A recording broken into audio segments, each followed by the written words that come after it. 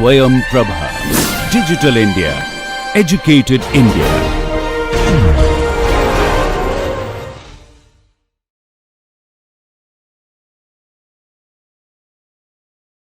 Hello, welcome to another lecture of this course E611. So I'll start where I left off last time. So in this lecture, we'll start with transmission lines. So in the previous lectures, we had discussed about how to derive the equations of the wave using Maxwell's laws, and then we saw that for various kinds of waveguides like parallel plate waveguides and for rectangular and cylindrical waveguides, we studied how the waves are. For those waveguides, we studied about modes, what is a dominant mode, what is a cutoff frequency. In this lecture, we will talk about deriving the equations for the voltage and current for a transmission line.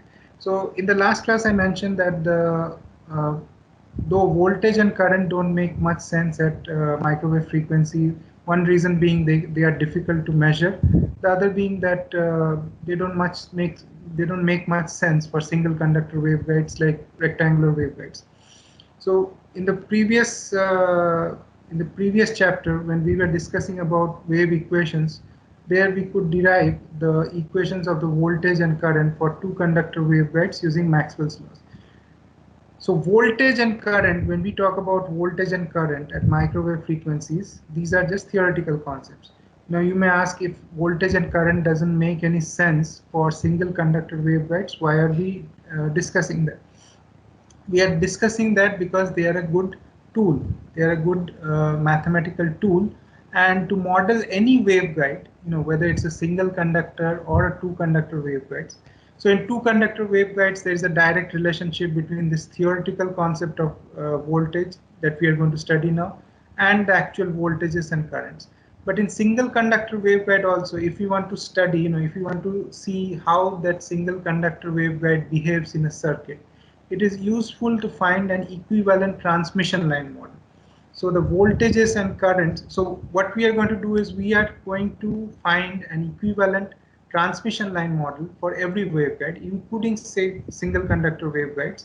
And because the concept of impedance is still valid, okay, so it is possible. Okay, so for example, you saw for a single conductor waveguide, we had defined the impedance in terms of the ratio of the electric to magnetic field, and we could obtain though we could not obtain an equation for voltages and currents, we could obtain equations for electric and magnetic fields.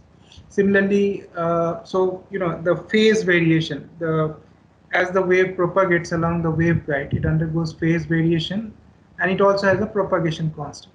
So if we have a propagation, so we have a concept called a propagation constant, even for single conductor propagation constant for single conductor waveguides, and a concept called impedance. As we shall see when we are deriving this model of a transmission line, for a transmission line, you need only two parameters. One is the propagation constant and the other is the impedance. So that's how this correlation happens between a single conductor waveguide and a transmission line. For two conductor waveguides, there is a direct correlation. We can, for two conductor waveguides, we have something called voltage and current, which we can directly correlate with this theoretical concept of voltage and current that we are going to study. So let us see. Now this equation you may be familiar with. You may have come across earlier. A transmission line, as I said, is a theoretical concept. The concept has come from the transmission lines that were used in olden days for transmitting telegraph messages and other similar messages. So what was observed was that telegraph lines used to span over a very long distances, and it was observed that since their length was quite large compared to the wavelength of the signal being transmitted, even though the frequencies were much lower in those days, still because of the enormous length of the transmission lines, so we could these transmission line effects that I discussed were also observed in those telegraph lines. So the first basic thing is that assumption is that if you have a transmission line, okay, that's it. This is just the difference. That's all we need to represent a transmission line. The values of the R, L, G, and C, they cannot be written like this. So for example, if we say the overall conductance of the line is measured to be G, or say the overall resistance of the line is measured to be R, we cannot have such a lumped representation of R and G. Instead, what actually happens is that we have something like this, small, very small elements distributed along the length of the transmission line. So I hope I don't have to mention that a transmission line here, it is a two conductor waveguide. Okay, so this represents, so two conductor means it must be allowing TEM wave. But again, this is again I want to reiterate, you may ask me that since how can a two conductor waveguide represent a single conductor waveguide where TEM mode is not possible.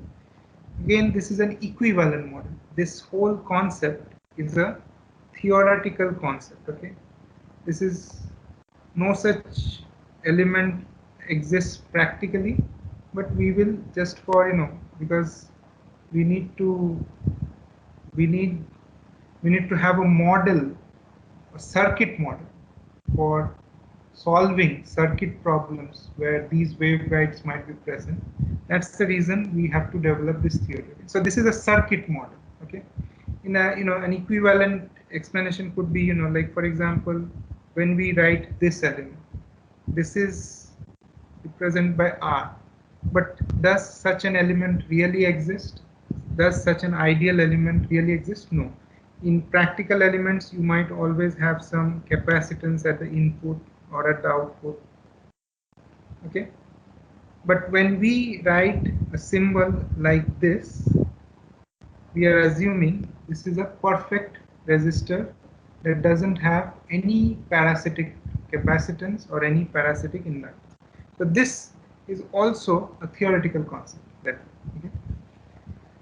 So similarly, this transmission line is also a theoretical concept.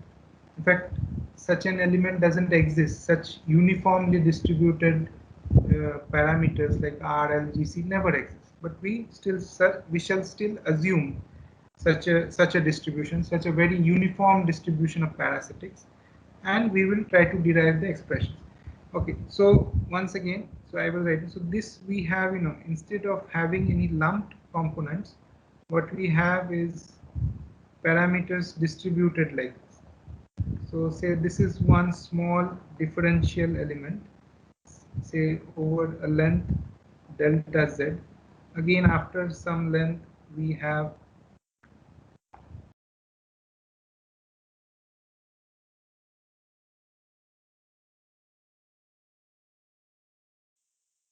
another differential element, and so on. So to represent these elements, we define R as the resistance of the line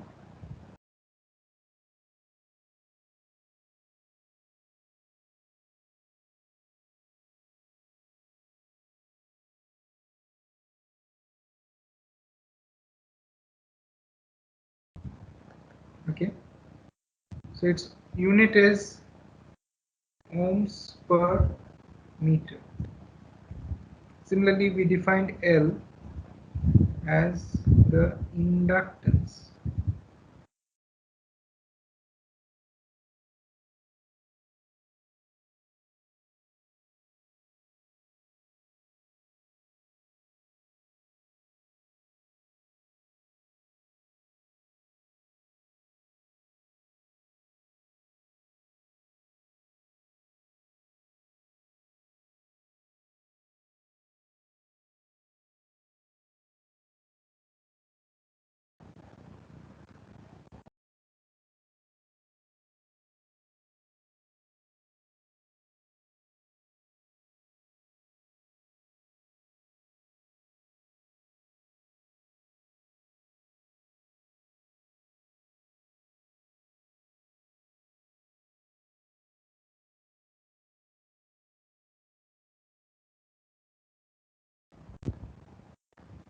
this is how we define. See, this is how we define and say this element is over a length delta z, then this should be r delta z. This should be c delta z. Sorry, not c, it's l delta z. I beg your pardon. This should be c delta z, and this should be g delta z, and so on. So this element should also repeat the same way. For example, so this is c delta z, this is r delta z, l delta z, and this is d delta z. Now look, here we have not discussed how this g, c, l or r arise. Okay, that we will go later on. What is the actual value of a real waveguide, like say a coaxial cable? For now, we will just assume that these are the elements, these are the all possible elements that can be present in a transmission line. You can have shunt capacitance, shunt conductance, series resistance, and series inductance. Okay. We want to be as complete as possible. Therefore, we are including all the elements that could possibly be there. Now, later on, we shall see that there is something called lossless line. So, in a lossless line, this R and G will be absent. Okay, but since we are at the beginning, we'll assume everything is present. Okay, and then we shall carry on our derivation. Now, this R and L, we shall together call that Z delta Z, and this C and C delta Z and G delta Z, we shall together group them as Y delta Z. Okay. So how do we start with the derivation? So let us once again draw this.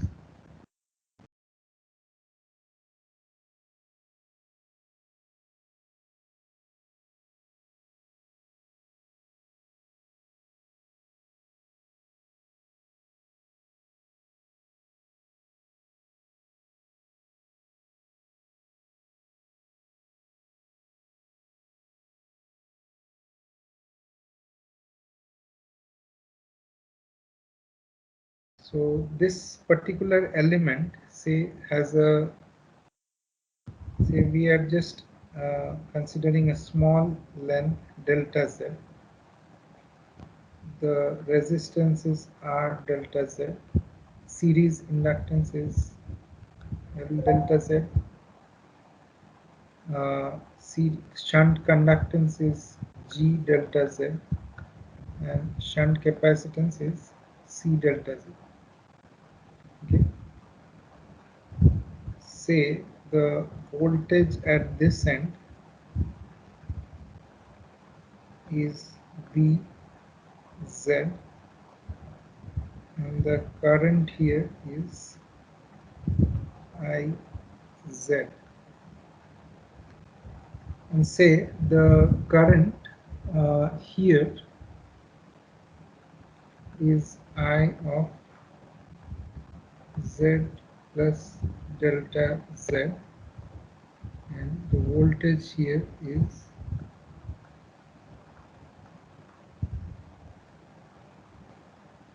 okay. So now if I write the voltage, the circuit equations, so I can write, I can either write one equation for the voltage and one equation for the current. So V of Z plus delta Z is equal to this voltage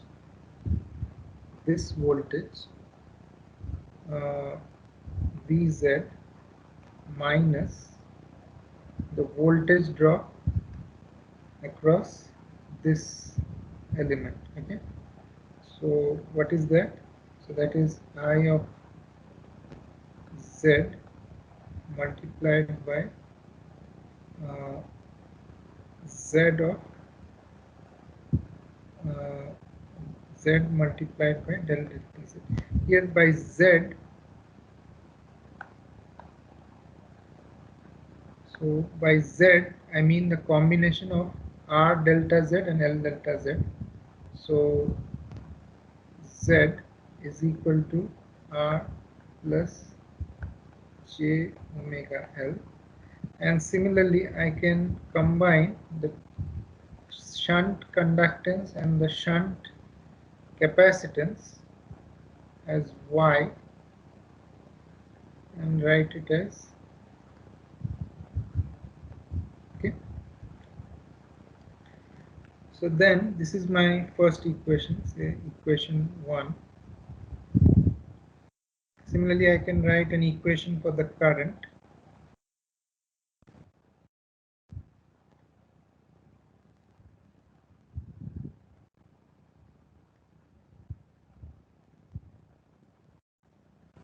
So the current flowing through the series resistance minus the current drop here, so that is V of Z plus delta Z multiplied by Y into delta Z. Okay. So this is equation 2. Now these two equations are very similar. Okay. So now also I can write V of Z plus delta Z if I expand it as a Taylor series, and if I just consider the first term. So here I'm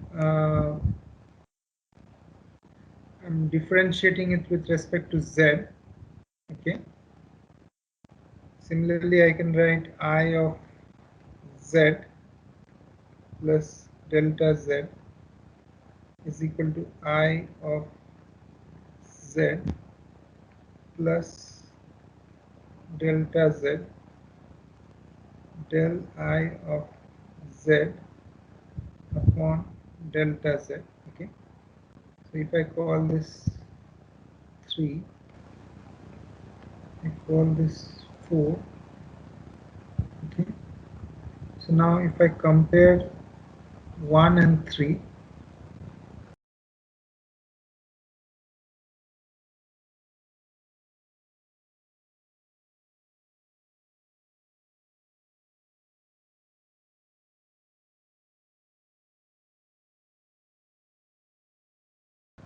I have minus I of Z is equal to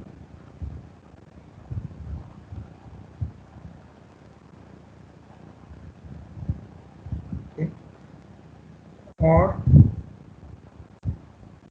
I can just instead of I can take the minus here,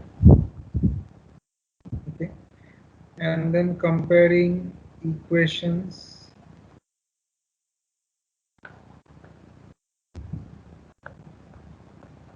2 and 4,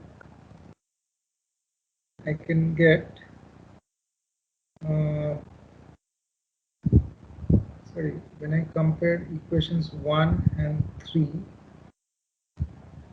hold on, I think I have yeah, no, I think I'm right. So when I compare equations 2 and 4, I get V of Z plus del Z Y is equal to minus del I of Z del Z. Okay. Now, in the limit that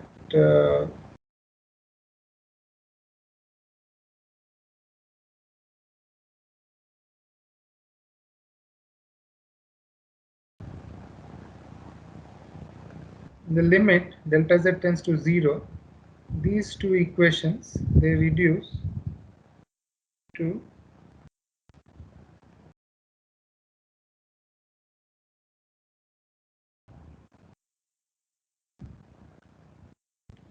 so when I say limit delta z tends to 0, what I mean is that this length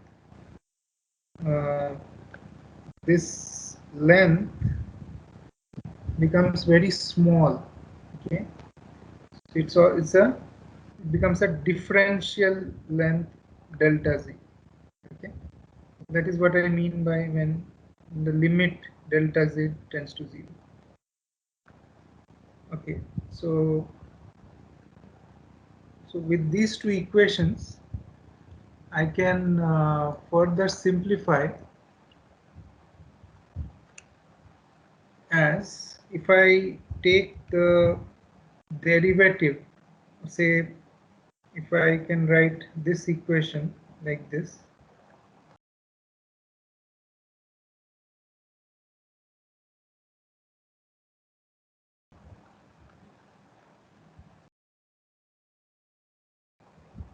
And then if I differentiate both sides with respect to z,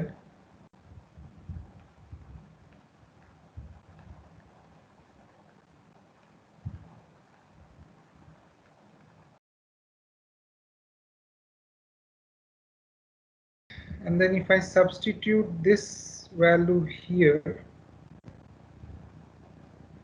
I get minus v of z y is equal to minus 1 upon z del 2v z upon del z square. So from here we get del 2 vz. So from here I get del 2 vz upon del z square is equal to zy vz. Okay. Similarly, I can get another similar relation, del 2I of z upon del z square is equal to zy of iz. Okay. Now the solution for both these two equations will be given by v of z is equal to v plus e raised to minus gamma z plus v of minus e raised to plus gamma z, and I of z will be equal to I plus e raised to minus gamma z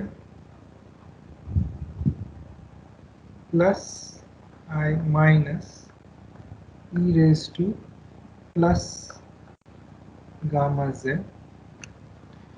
I can also write this as like this.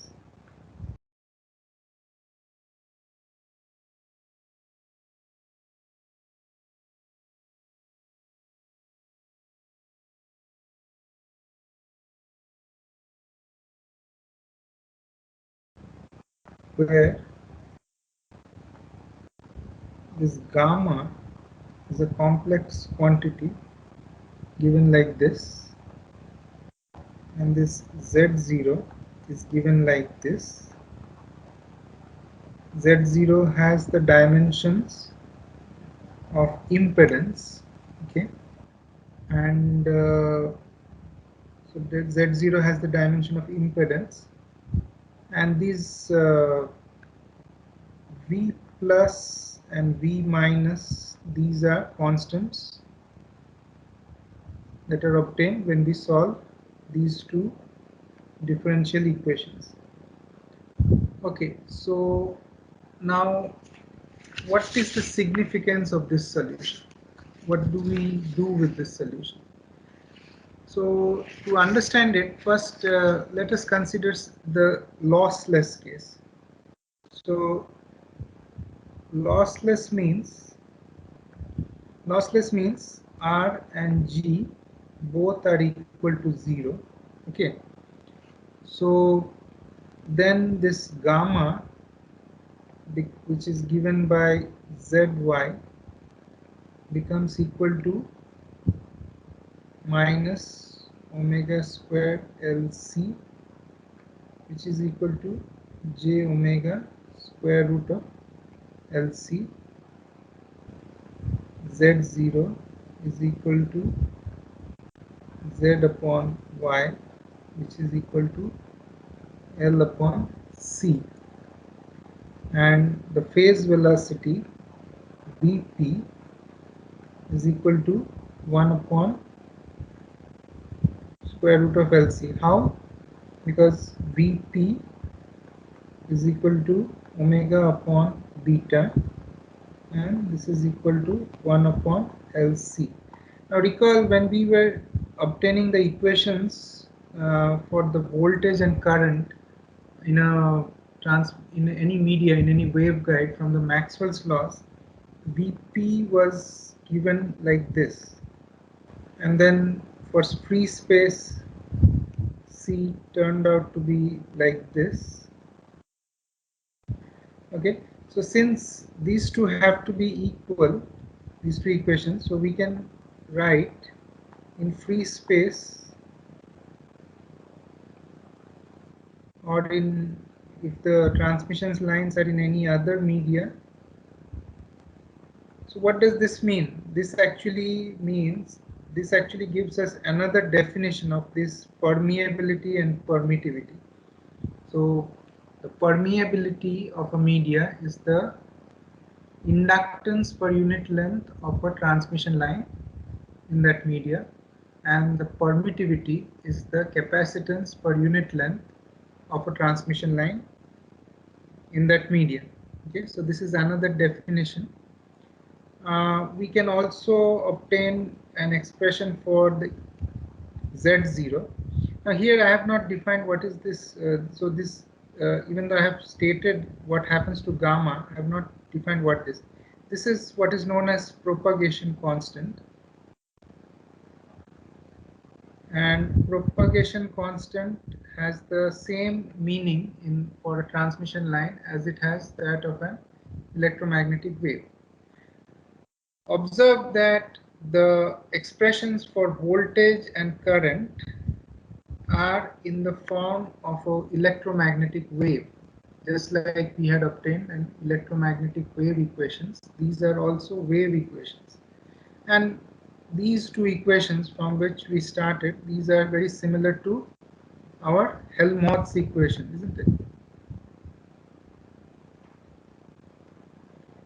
That's the way it is.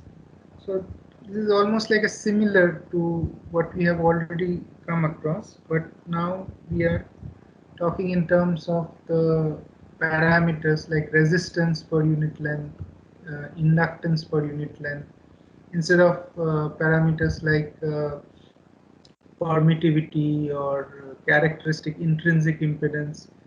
Okay, instead of expressing these waves as in terms of the electric and magnetic fields, we are now expressing in terms of the voltage.